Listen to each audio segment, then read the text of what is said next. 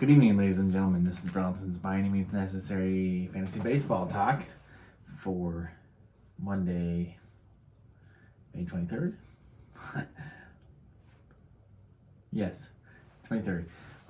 Man, I'm worn out. It was a long weekend, busy weekend for me. I was by myself. Friday was bad. Saturday was awful. Sunday was okay, but still busy. Still didn't get out to 5.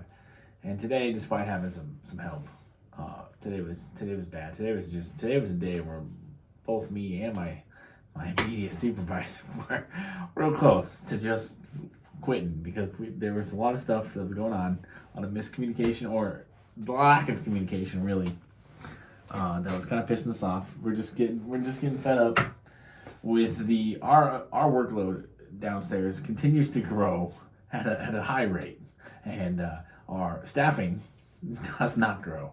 Our staffing does not grow. We aren't getting any help, and I got into it with one of the GMs, general managers of one of the restaurants last night, because he was acting so entitled about a cart that he doesn't even need over in his restaurant, and I took it because I wanted the cart, because we have some carts that have small wheels, some carts have big wheels. Carts with big wheels can hold more weight. I need the cart with more weight because I got to push 200, 300 pounds of food, sometimes a mile across the airport. So I want that cart because I got to push the most weight the farthest distance. And he was having a fit about it. For whatever reason, he thinks he needs one of our carts that we loan him, that we've been nice enough to give him for this period of time. He thinks he needs it over there. So we got into it about that yesterday. Yeah, it's just, I'm worn out. These 6-day weeks. I'm very grateful that my boss is allowing us to have as much overtime as we need to get the job done. And I'm also thankful the corporate is giving us this $2 an hour raise for every hour we work. So I'm gonna be swimming in money here as soon as I get paid on Friday. But yeah, in the present time, it's very stressful. I feel like, it's 2022. Jobs should pay you every day. We shouldn't have to be waiting for this bi-weekly paycheck or weekly paycheck or whatever. Like servers, bartenders, they get to take home pay every day, and we do not. So, we don't even get tips, which I think that the job that we do is essential. They don't have product to sell if we don't bring it to them. So we should be part of the tipping pool. But alas, we are not. So yeah, I'm ready for another vacation already. I wish I could just take a vacation every weekend, every time I have a couple of days off, but I already put in a time off notice for the 17th of June, so I can have a 3-day weekend, Wednesday, Thursday, Friday, to go somewhere. Haven't decided where I'm going. I'm 90% sure it's going to be one of 2 places. But, and the price of plane tickets have gone up so high. They're so ridiculous right now. It is really frustrating to me. But I'm going somewhere for that 3-day weekend, and I just got to figure out where I'm going to go. I'll figure that out when I get my money on Thursday, my UPS money, Friday, my SSP money. So I got two paychecks upcoming here. My last 2 checks at UPS have been garbage for some reason. I'm not sure what's going on. The first one was kind of surprising. I wasn't expecting to get paid because I was on vacation, and they prepaid my vacation time out 2 weeks in advance, which is really cool. So when I came back, I wasn't expecting a paycheck that Thursday. I ended up getting like $80 or something. I don't know what it was for. I was happy to have it. But this last check was like $57 when I just got on Thursday. And I don't understand what the deal is. Obviously my union dues came out of that one, but still, it should have been more than $57. I don't understand the UPS, the way their pay system, the way they're taxing me. I don't get it, but that's a conversation for another day. Let's get to the baseball stuff. A couple of things before I get into the streamers and steamers. I I want to talk about a pitcher, Martin Perez, is a pitcher for the Rangers. He's never really been all that good. He's kind of been average, below average his whole career, but he's off to a really fantastic start right now. He's not available in most leagues, so he doesn't qualify for the streaming tier. And I think he pitches again on Thursday. I meant to look up who he was pitching against on Thursday. I'm going to guess it's the Angels.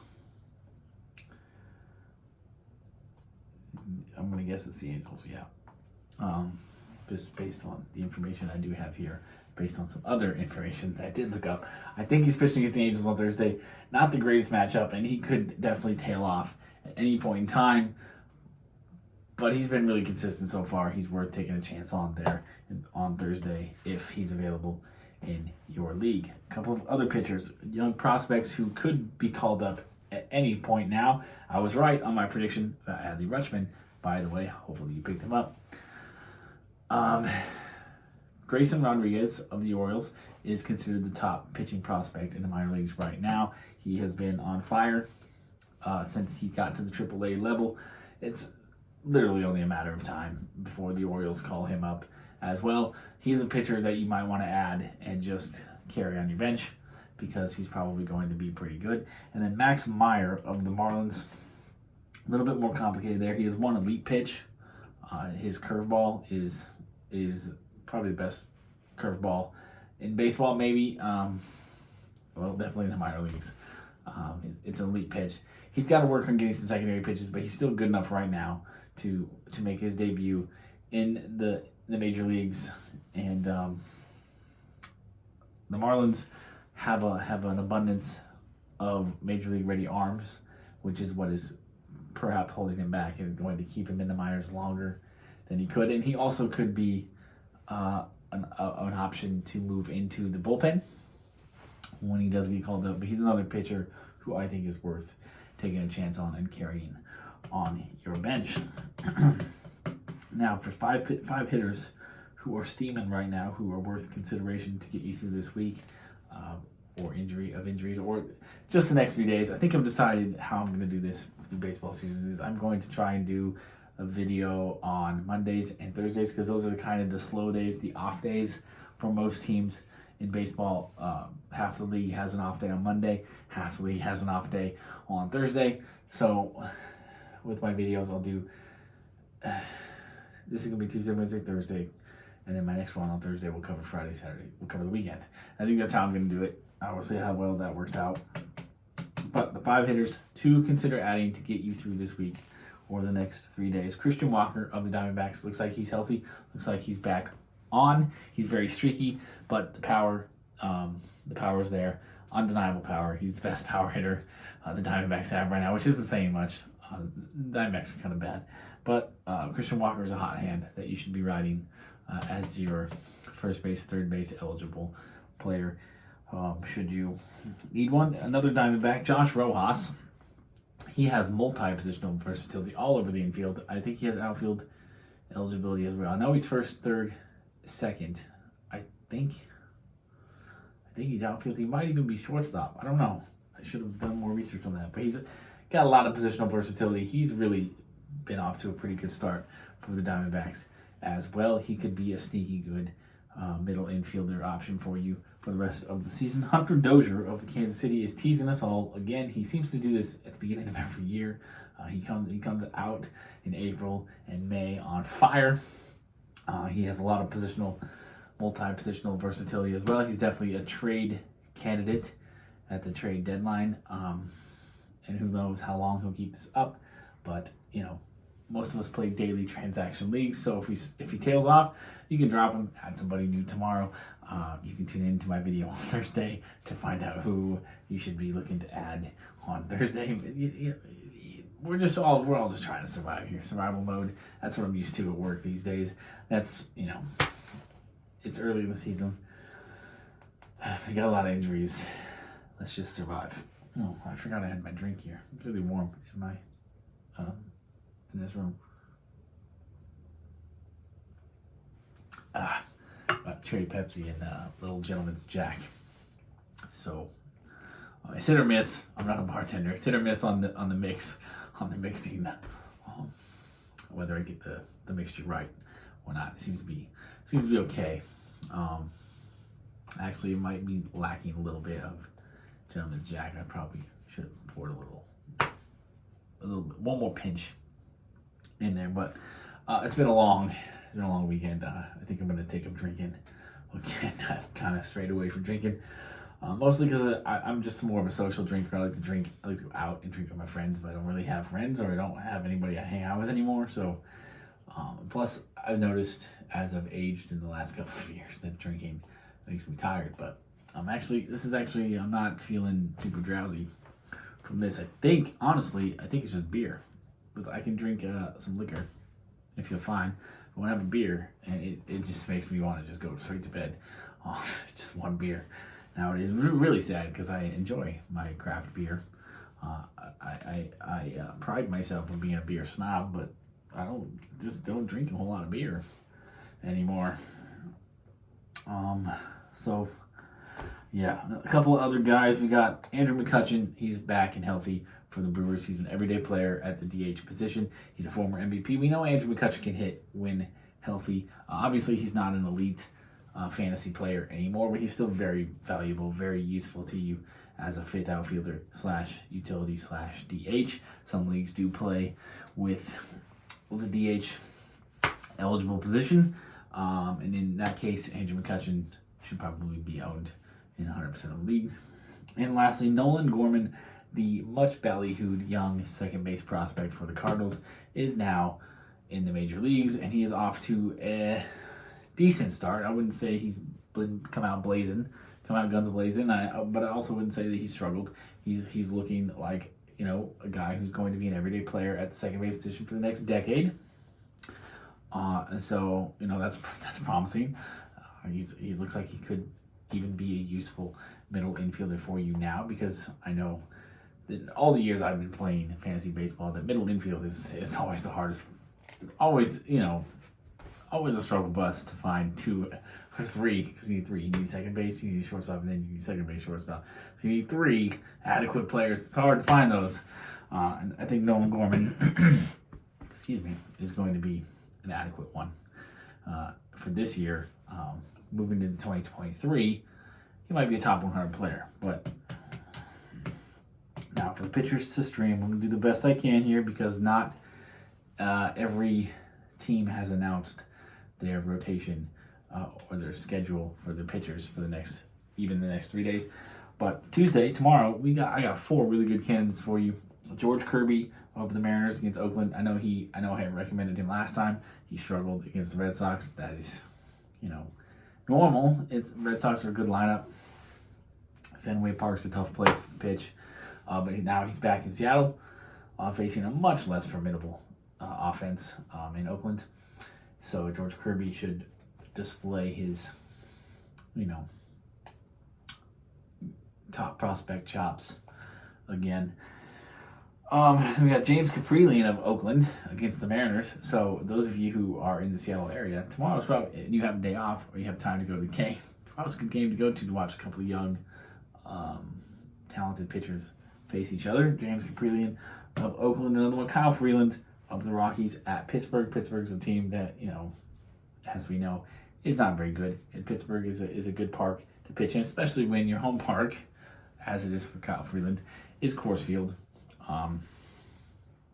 It's always nice to get away from Coors Field and pitch. And Kyle Freeland is coming off an 8 strikeout performance in his last start, so he's got some momentum going into this game. And lastly, another guy in the same game, Roansy Contreras of the Pirates against the Rockies. Now, we all know the Rockies for the last couple of years have been historically bad on the road. I think that seems to be continuing this year, as they don't really have any hitters that really scare anybody. I don't think they have a single hitter, really, that's over 50% ownership. Maybe Charlie Blackmon still, but he's not even that good anymore. Who am I missing? Who am I forgetting? They don't have Trevor Story anymore. Ryan McMahon, he was someone I was looking to add to my Steam section, but he's at like 60% ownership or something. He's hitting really well. If he's available in your league, he's a good guy to consider. But Ryan McMahon doesn't scare anybody. He's not a huge power threat. He's he just he's the quintessential accumulator.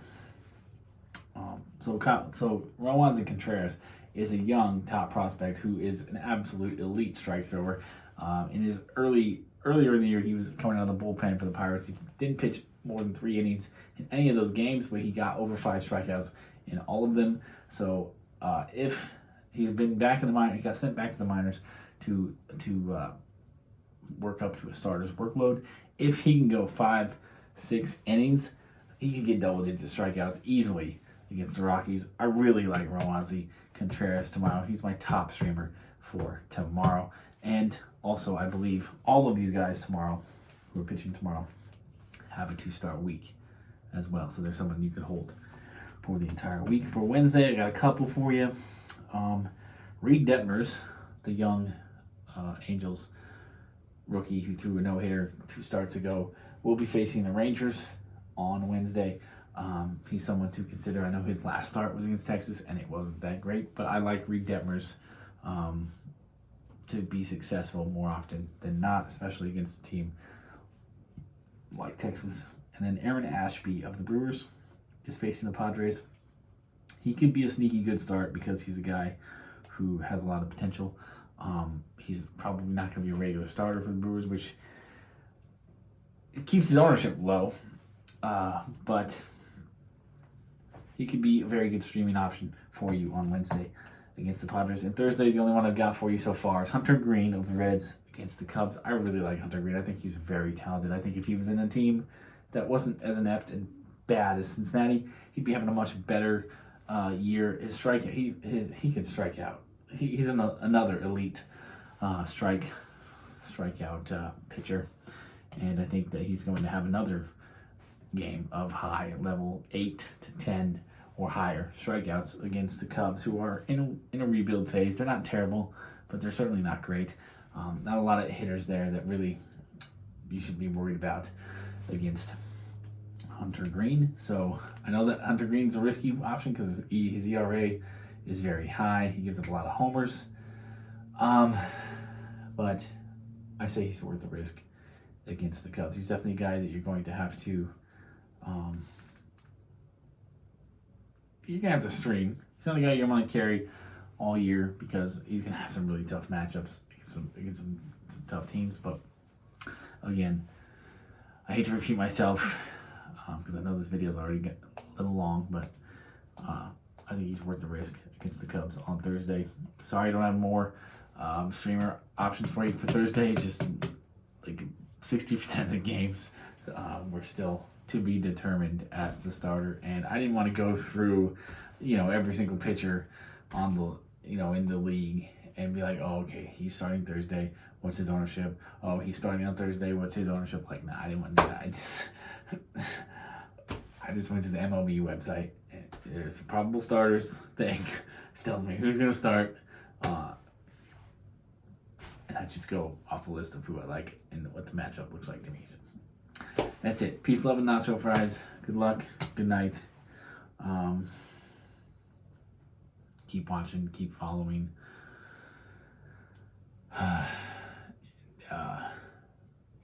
Stay blessed. Get blessed. Find joy. That's the thing that I am suddenly struggling with again in my life, is finding joy outside of work. I know traveling definitely does it, but I don't get to go travel every single day, or every other day, or every day I'm feeling bad. I don't get to go travel to cheer myself up, so it's like I gotta find the joy other ways. A lot of the movies that are coming out lately have been terrible, not exciting. Like Men, I don't even want to talk about Men. That movie, I watched that last night. That was probably the worst movie I've ever seen in theaters. That movie was just bad. If you follow me on Instagram, you already read my review, or you can go read my review of it. Bad movie. And it's not even, I don't even hate the message. I think I understand the message of what they're trying to bring awareness to, or whatever. I think I understand. I read, I watched the trailer. I read the critiques of it. I think I get the message. I just don't like how they delivered it. And it was not entertaining. It was a little uncomfortable. It was just confusing. It was. I don't even know what to say. I don't recommend that movie. It was bad. All right, I'm gonna end this now. We're at 20 minutes. Hopefully, this video posts before 10 a.m. tomorrow. Bye bye.